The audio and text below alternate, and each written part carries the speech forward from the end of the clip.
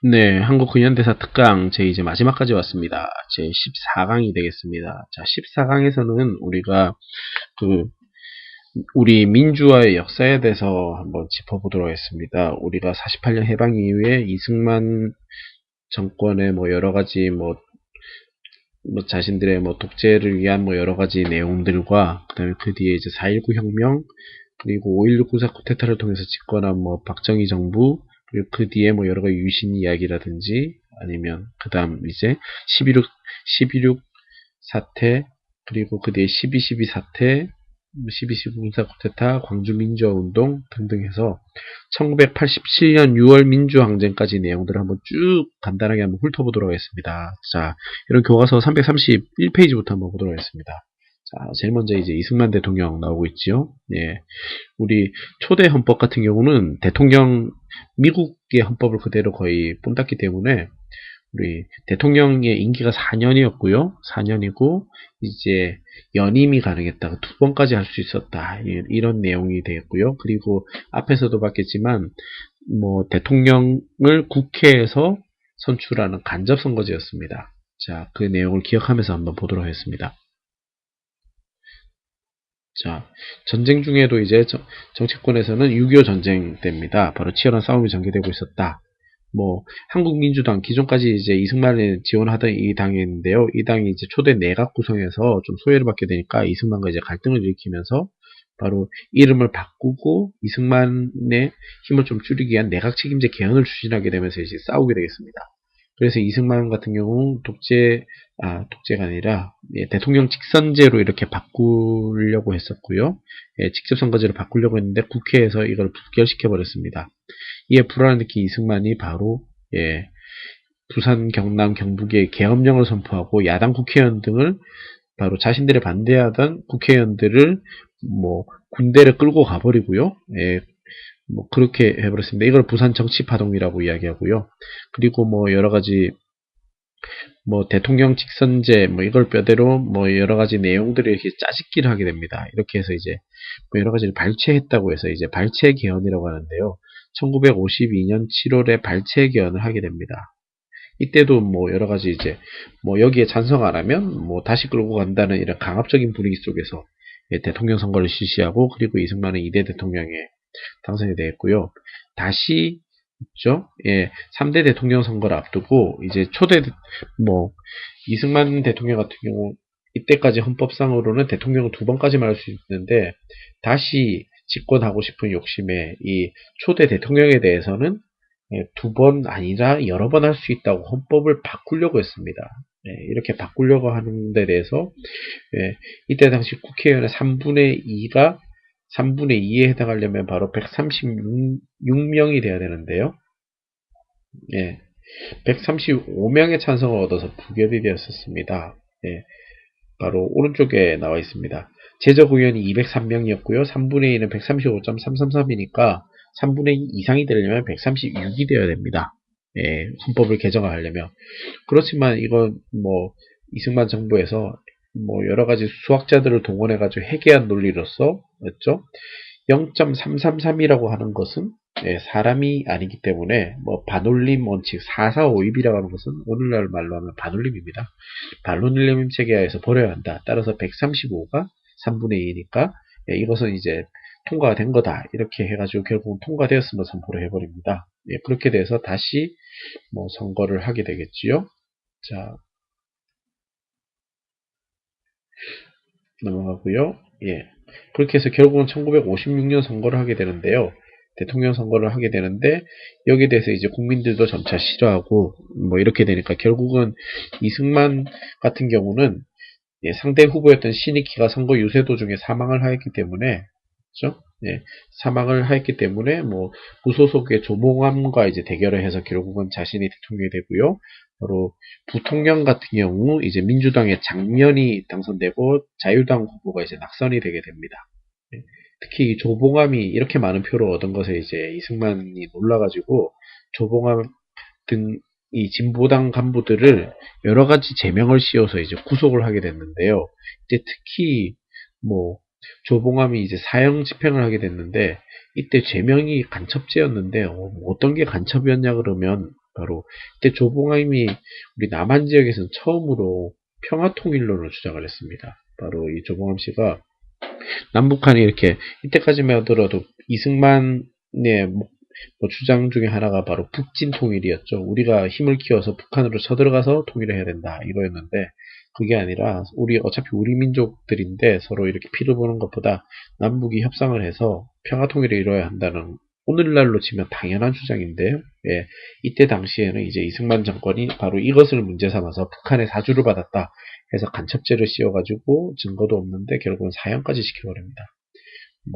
이 사형에 대해서는 최근 몇 년 전에, 예, 우리나라 사법부인 재판부에서 잘못된 재판이었다고 인정을 하고 공식적으로 사죄하고 이 조봉암 진보당 사건에 대해서 다시 재판을 벌여서요, 예, 무죄를 선고하고 그에 따라서 예, 정부가 이 조봉암 유족들에 대해서 예, 배상을 해야 된다는 것을 실제로 판결을 내린 적이 있습니다. 예.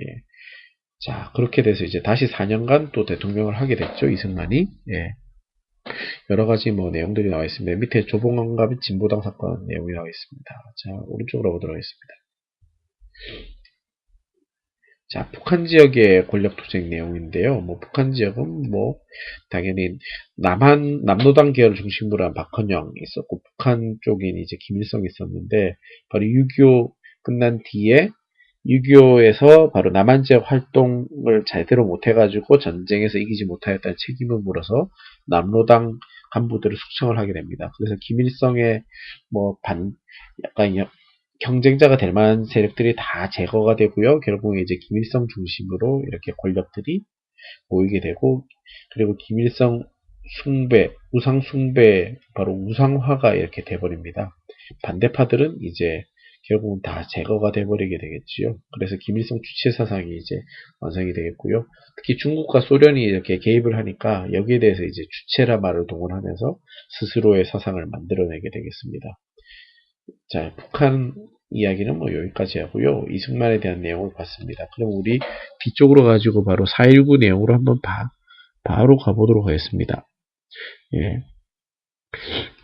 바로 4.19 혁명 내용으로 한번 가보도록 하겠습니다. 자, 민주주의의 굴곡과 진전이라고 나와 있는데요. 이승만 정부가 이렇게 두 번의 여러 차례 개헌을 통해서 대통령이 됐습니다. 근데 이제 60년 선거 때도 또다시 이제 대통령으로 하려고 했습니다. 강력한 경쟁자였던 조봉암이 죽었고요. 그리고 이때 당시 이제 또다시 민주당 대통령 후보인 조병욱이 지병으로 다시 죽게 됩니다. 그러니까 자신은 거의 이제 당선이 확실한데 문제는 부통령의 지난번과 같이 민주당 후보가 당선된 걸 막기 위해서 바로 자신들의 후보를 당선시키기 위한 바로 부정선거를 하게 됩니다. 예, 이 이전에도 부정선거를 당연히 했겠지요. 예, 특히 이승만 같은 경우 나이가 많기 때문에 사후 대통령직을 승계하는 이런 문제와 관련해서 바로 부통령의 자리가 중요했었습니다. 그래서 부정선거가 일어나는데요. 바로 이미 부정선거, 여러 가지 선거 운동 과정에서 대구에서 벌써 학생 시위가 있었고요. 바로 이제 선거 당일 마산에서 1960년 3월 15일에 부정선거가 드디어 발생한 것에 대해서 항의 시위가 일어나게 됩니다.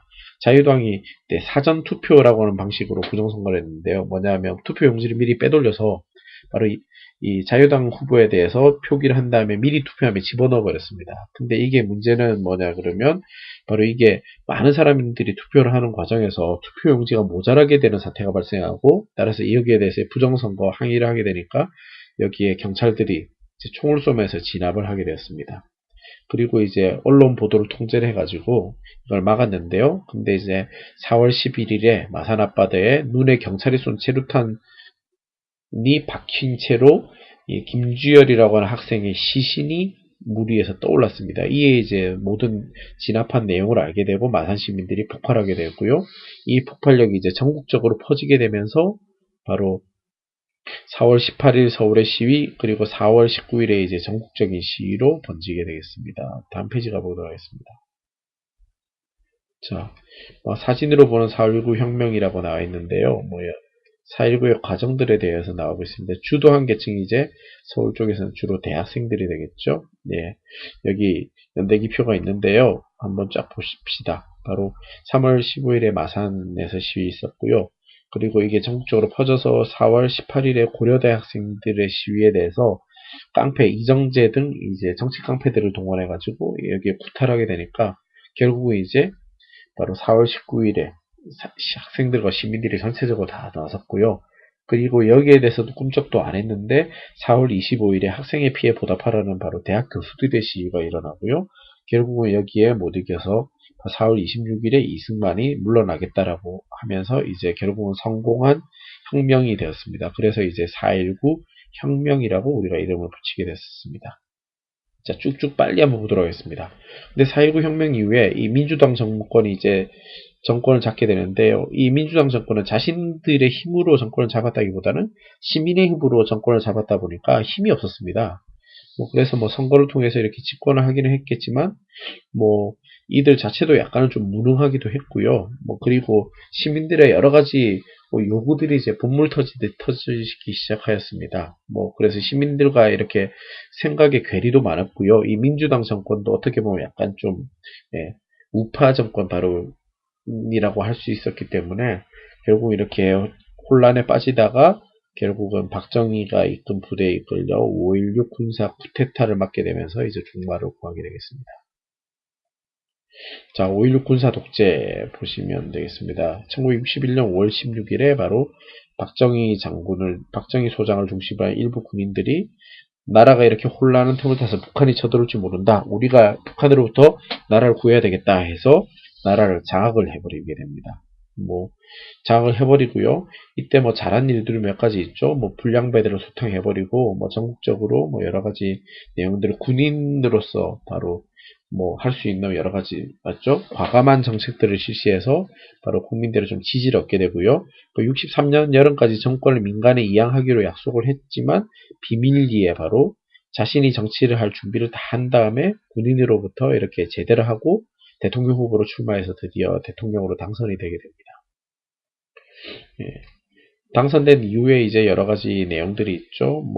경제적으로 이제 일단 박정희 대통령 같은 경우는 똑똑했던 것 같습니다. 그래서 경제적으로 일단은 배가 덜 고파야만 국민들의 지지를 받을 수 있다 생각해서 경제 부흥을 목표로 했는데요. 경제 부흥을 위해서는 중공업이 일단은 필요했고, 그걸 위해서 많은 자금이 필요했는데, 이 자금을 외국으로부터 빌리려고 했으나 아무도 안 빌려주죠. 근데 딱 한 나라가 빌려주겠다고 의사소통을 한 나라가 바로 미국과 뭔가 연결이 돼 있었는데 바로 일본이었습니다. 미국 같은 경우는 한반도 내에서 공산주의 세력과 대립하기 위해서는 한국과 일본 간의 관계가 좋아야 된다고 생각을 했고요. 그래서 한일 간의 바로 외교 관계를 다시 회복을 하도록 종용을 했고, 여기에 이제 일본이 이제 여러 가지 이때 이제 많은 돈을 가지고 있는 아시아에서는 거의 좀 이제 선진국화 되었기 때문에 조선에 여러 가지 돈을 줄 수 있다고 해서 한일 회담을 했는데요. 이때 당연히 국민들은 여기 한일 회담에 대해서 엄청나게 반대 시위를 하게 됩니다. 사진에 1964년도 나와 있죠. 근데 이제 김종필과 일본 외무대신 간의 비밀 회담이 진행되고, 이제 여기에 가장 큰 걸림돌이 바로 일제 치하에서 여러 가지 우리가 손해본 거에 대한 데 대해서 돈을 어떻게 할 거냐. 거기에 대해서 우리가 이때 일본이 돈을 주고 바로 깔끔하게 끝내겠다고 해서 바로 이렇게 깔끔하게 끝나게 됩니다. 이게 이제 오늘날 바로 종군 위안부 문제나 이런 여러 가지 배상 문제와 엮여 있는 그 안타까운 역사가 되겠습니다. 바로 한일 국교 정상화에 대한 반대 시가 많이 일어났었습니다. 자, 그래서 여기 내용이 나왔겠지만 360페이지 내용이 있습니다. 바로 식민지배에 대한 사과를 담지 못하는 여러 문제도 있었고요. 이 자금만을 위한 이런 내용이었기 때문에 결과적으로는 바로 맨 밑에 내용이 나와 있습니다. 일본 식민지 지배를 합법이라고 주장하는 일본의 주장에 대해서 사과문을 넣지를 못했고요. 그리고 우리가 피해를 본 거에 대해서 일본은 이 한국에 대한 배상이 아니라 독립 축하금 정도로 이렇게 처리를 하려고 했었고요. 그리고 이를 통해서 그 뒤에 언급이 되었던 그 뒤에서야 이제 밝혀졌던 종군 위안부나 강제 동원된 여러 가지 노동자들의 임금 문제, 미해결된 임금 문제에 대해서도 우리 정부가 강력하게 이야기를 못하게 되는 말들도 나왔고요. 그리고 일본이 약탈해간 문화재 반환 문제, 독도 영유권 등등 여러 가지 문제점들을 해결도 하나도 못하고 단지 돈에 이끌려서 조약이 체결되었다. 뭐 이런 안타까운 역사가 되겠습니다. 자, 베트남 파병 이야기는 뭐 그냥 넘어가겠습니다. 자, 그리고 뭐 이때 이제 박정희 대통령도 바로 이승만과 같이 이제 뭐 대통령직을 2년밖에 못하는 헌법 체계 하에서 더 대통령직을 수행하기 위해서 바로 헌법을 바꾸게 됩니다. 이걸 바로 삼선 개헌이라고 합니다. 대통령을 이렇게 3번 선거에 나와서 할 수 있다. 이렇게 삼선 개헌을 하고 그리고 대통령 선거를 통해서 뭐 박정희가 다시 이렇게 됩니다. 그래서 헌법을 이렇게 1인 장기 독재를 구축할 수 있게 바로 유신 헌법을 만들게 되는데요. 예. 여기에 대해서 독재에 반대하는 여러 가지 시위를 철저하게 탄압을 해버리게 됩니다. 자, 오른쪽 페이지로 가보도록 하겠습니다. 자, 363페이지요. 예. 그래서 여기 보면 뭐 1972년 10월 17일에 뭐 여러 가지 시위로 인해서 나라가 어려움에 처했기 때문에 뭐 국가 전체에 이제 비상계엄을 선포해서 국회 예산시키고 여러 가지 국민의 자유를 제한하게 한 다음에 이러한 뭐 대통령의 오랜 집권을 허락할 수 있는 10월 유신을 선포하게 되는데요. 이 헌법의 주요 내용이라고 하면 이제 대통령 임기를 많이 늘리고 연임 제한을 안 주고 대통령 간접 선거를 하게 되고 그 다음에 대통령이 국회의원 3분의 1도 임명할 수 있고요. 그러니까 쉽게 말해서 대통령이 거의 옛날 왕과 같은 입법, 행정, 사법권을 거의 다 쥐고 있는 이런 역할이 되게 되었습니다. 뭐 그리고 대통령이 또 다시 이 헌법의 가장 잘못된 것 중에 하나가 바로 대통령이 필요에 따라서 법과 같은 이 긴급 조치를 발표를 할 수 있는 건데 이 긴급 조치는 오늘날 법과 같은 건데 법이라고 하는 것은 국민 생각과 밀접한 관련이 있기 때문에 국민의 대표 기관인 국회에서 제정하게 되어 있습니다. 근데 이 대통령의 한마디가 바로 법이 되는 왕과 다름없죠. 예, 긴급 조치를 발표를 했는데요. 긴급 조치를 발표를 한 건 대부분 보면 자신의 반대하는 세력들에 대한 제거 명목으로 대부분 발표를 하게 되었습니다. 뭐 인혁당 사건 등등이 또 있죠. 예. 뭐 인민혁명당이라고 하는 이 자신들 독재에 반대하는 학생들을 이제 간첩 혐의를 씌워서 바로 사형시켜 버리고요. 이때 이제 재판부 같은 경우도 박정희 정권이 이제 장악을 하고 있었기 때문에 아무 증거도 없고 죄도 없던 사람들이 이렇게 사형을 당하게 되었습니다. 그 이외에 이제 의문의 죽음을 당한 장준하 선생 사건 등등이 있고요. 당연히 이때 당시에는 독재였기 때문에 이런 일이 가능했다는 거죠. 자, 유신체제의 몰락에서는 이러한 체제가 결국은 79년 10월 26일 바로 중앙정보부장 김재규의 박정희 씨의 사건에 의해서 이제 종료가 되게 됩니다. 다음 페이지로 가보도록 하겠습니다. 자, 종료가 되게 돼서 바로 맞죠? 이제 겨울이 지나고 봄이 오겠구나 이렇게 생각을 했습니다. 우리 시민들은 그게 바로 서울의 봄이라고 이야기를 하는데요. 예, 그에 반하는 이야기가 나오고 있습니다. 바로 박정희를 존경하던 이 육군사관학교 후배들이 다시 박정희 정권과 똑같은 짓을 하게 됩니다. 바로 이 박정희 대통령 시해 사건에 대해서 이 수사 본부장이었던 전두환 장군, 그때 당시에 국군, 바로 육군에서 오늘날로 치면 기무사령관이라 하는데요. 바로 여러 가지 군 내에서 이 정보를 장악하고 있던 사람인데 이 사람이 이제 신군부라고 이야기를 합니다. 이 사람들이 자신들의 조직을 바탕으로 1979년 12월 12일에 군사 쿠데타를 일으켜서 다시 정권을 장악을 하게 됩니다. 역사는 돌고 돌지요. 예. 여기에 대해서 이제 그동안 이제 독재가 이제 끝나고 자유민주주의가 시작될 거라고 기대하고 있던 이 학생 시민들이 반발해서 다시 시위가 일어나게 됩니다. 80년 초에 많은 시위가 일어나게 되는데 이 시위를 그래서 서울의 봄이라고 이야기를 합니다. 봄이 다시 오게 해달라 이런 내용입니다. 이에 이제 5월 17일에 비상계엄령을 확대하고 언론 출판 집회계를 사회 자유 이런 내용들을 이야기를 하고 있습니다. 맨 밑에 말이 와닿죠. 봄이었으나 아직 봄은 아니었다. 특히 이에 대해서 광주에서 이제 사태가 일어나게 되죠. 광주 지역에서 민주화에 대해서 격렬하게 맞섰는데 여기에 이제 공수부대원들을 투입을 해가지고 시민들을 무차별적으로 학살을 하게 됐습니다. 이 내용들이 바로 여러분들이 잘 아는 여러 가지 영화라든지 이런 데서 많이 다뤄졌던 5.18 광주 민주화 운동이 되겠습니다. 자, 이 뒤에 뭐 여러 가지 뭐 간접 선거를 통해서 뭐 대통령에 당선이 되고 뭐 여러 가지 내용들이 쭉 나와 있는데요. 그래서 7년간이나 대통령직을 수행을 하고 87년도에 이제 이때 헌법으로는 다시 이제 간접 선거를 통해서 이제 대통령을 뽑게 되었기 때문에 자신들의 입맛에 맞는 후보, 즉 노태우를 바로 대통령을 시키려는 의도로 보였습니다. 그래서 87년 되니까 이제 여러 가지 헌법을 개정해서 국민들이 직접 선거를 하게 해달라 이런 요구가 많았는데요. 여기에 대해서 4월 13일에 87년 4월 13일에 헌법을 개정할 수 없다. 헌법을 보호하겠다라고 하는 호원 조치를 발표를 하게 됩니다. 여기에 자극받은 많은 시민들이 이제 뭐 엄청난 수들이 뭐 집회 시위에 참여를 하게 되고요. 특히 서울대 박종철 군이 뭐 시위 도중에 끌려가서 이제 고문 도중에 이제 죽게 되었는데요.